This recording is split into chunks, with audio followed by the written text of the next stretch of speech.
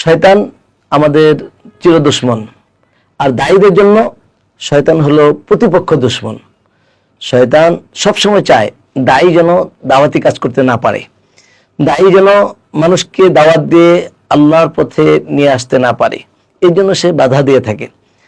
আমরা ইতিপূর্বে আরো দুইটি পর্বে দুইটি বাধা নিয়ে আলোচনা করেছিলাম। একটি হলো শয়তান দায়ীর আকীদা নষ্ট করার চেষ্টা করে, 2 নম্বরে দায়ীকে যদি আকীদা নষ্ট করতে না পারে বেদাতি কাজে লিপ্ত করে।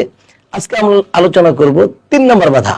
বিশ্ববিখ্যাত দায়ী মাওলানা কালাম সিদ্দিকী দামাত বরকাতুহুম ও তার সিনাদুন খলিফা মুফতি জুবাইর আহমদ রচিত অমুসলিম দাওয়া বিষয়ক 2450 টাকা মূল্যের 26টি বই অফার মূল্যে মাত্র 990 টাকা। বিস্তারিত জানতে 0798418 শয়তান দাওয়াতের পথে বাধা দেওয়ার ক্ষেত্রে যদি বেদাতি কাজ থেকে লিপ্ত করানো থেকে যদি সে ব্যর্থ হয়, তাহলে সে অপারগ হয়ে হতাশ হয়ে যায়। পরে সে অন্য একটা রাস্তা অবলম্বন করে, সেটা হলো দায়ীকে কবিরা গুনার মধ্যে লিপ্ত করানোর চেষ্টা করে, তার সামনে কবিরা গুনাকে পেশ করে। আর যখন একজন দায়ী কবিরা গুনাহ করবে, সে দাওয়াতি কাজও করছে আবার কবিরা গুনাহ করছে, তো কবিরা গুনাহ করার কারণে আল্লাহ পাকের হুকুম অমান্য করার কারণে, আল্লাহ পাকের নাফরমানি করার কারণে আল্লাহ পাকের পক্ষ থেকে আযাব শাস্তি আসতে পারে।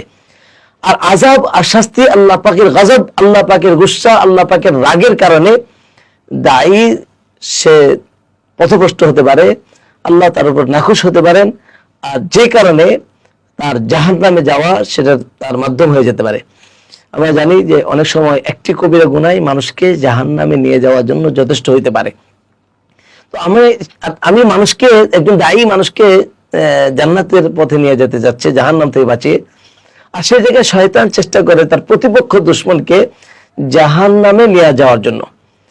এই জাহান্নামে নিয়ে যেতে পারলে সে সফল হবে, এই জন্য সে চেষ্টা করে দাওয়াতি কাজে কবিরা গুনাহ। অনেক সময় দায়ীরা বা আমরা যারা দাওয়াতি কাজ করি, শয়তান আমার সামনে কবিরা গুনাহ এমন ভাবে পেশ করে গুনাহকে আর গুনাহ মনে করা হয় না।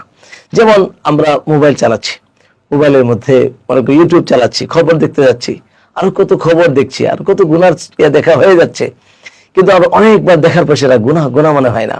ফেসবুকে কত কিছু দেখতেছি, এতবার সময় নষ্ট করে আমি দেখছি, মিথ্যা কথা বলাচ্ছে আমাকে দিয়ে, গীবত করাচ্ছে আমাকে দিয়ে, এরকম আরো হাজারো কবিরা গুনাহ এত বেশি করার কারণে সেটা গুনাহ মনে হয় না।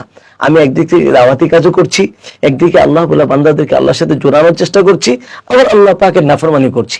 আল্লাহ আমাকে যা করতে নিষেধ করছেন সেই কাজটা করছি, যে কারণে আমি কবিরা গুনাহে আমি লিপ্ত হয়ে যাচ্ছি। আর শয়তান চায় আমি যেন কবিরা গুনাহে লিপ্ত হই, শয়তান চায় দায়ীকে যেন যে কোনো মূল্যে কবিরা গুনাহে লিপ্ত করাতে, যাতে সে তার পথে সে যেন তার দাওয়াতি কাজে সফল না হতে পারে। আল্লাহ নাখুশ হবেন, আল্লাহ নাখুশ হলে সে তার দাওয়াতি কাজে সফল হতে পারবে না। আল্লাহ বলে বান্দার হেদায়েত তো আল্লাহর হাতে, আল্লাহ হেদায়েত দিবেন না। এই জন্য আমাদেরকে এই কাজ থেকে, শয়তানের এই বাধা থেকে, এই প্রতিবন্ধকতা থেকে আমাকে বাঁচতে হলে যে কাজটা আমাদের করা দরকার, সেটা হলো যে আমরা বেশি বেশি তওবা করতে থাকবো, ইস্তিগফার করতে থাকবো। গুনাহ হয়ে গেলে সঙ্গে সঙ্গে তওবা করে ফেলবো, গুনাহ হতেই পারে, আর হয়ে গেলে সঙ্গে সঙ্গে তওবা করব। আর সাথে সাথে যে কাজটা আমাদের করতে হবে সেটা হলো যে আমরা আল্লাহ ওয়ালাদের সহবতে থাকার চেষ্টা করব, আল্লাহ পাকের কথা বেশি স্মরণ করব, আমরা পরকালের কথা খুব ভাববো, মৃত্যুর কথা ভাববো। কিছু সময় আমি একটু চিন্তা করব যে আমার মওত হতে পারে, মৃত্যুর পরে জিন্দেগি, কবরের জিন্দেগি, আলমে বারজাখের জিন্দেগি, কিয়ামতের দিবসের জিন্দেগি, এই দুনিয়ার মিছে দুনিয়া, ধোঁকার দুনিয়া। আমি তো দুনিয়া আখিরাতের মুসাফির, পথের মাঝে কিছু সময় আমরা মুসাফির অবস্থায় কাটছি, এই সময়টা আমি কেনই বা আল্লাহ নাফরমানি করে আমি আল্লাহর কাছেই তো আমি ফিরে যাচ্ছি। এই অনুভূতি এই আমার অন্তরের মধ্যে তৈরি করা দরকার, আল্লাহর ভয় অন্তরে তৈরি করা দরকার। আল্লাহ আমাকে দেখছেন, আমার এই মুহূর্তে আমাদেরকে আমার আল্লাহ দেখতেছেন, আমার আল্লাহ আমাদের কথা শুনছেন। এই হালাত, এই ফিকির আমাদের অন্তরে তৈরি করা দরকার। যখন আমার অন্তরের মধ্যে সবসময় খেয়াল হবে যে আমার আল্লাহ আমাকে দেখছেন, তখন গুনাহ আমার দ্বারা হবে না, শয়তান আমাকে বাধা দিতে সে সফল হবে না।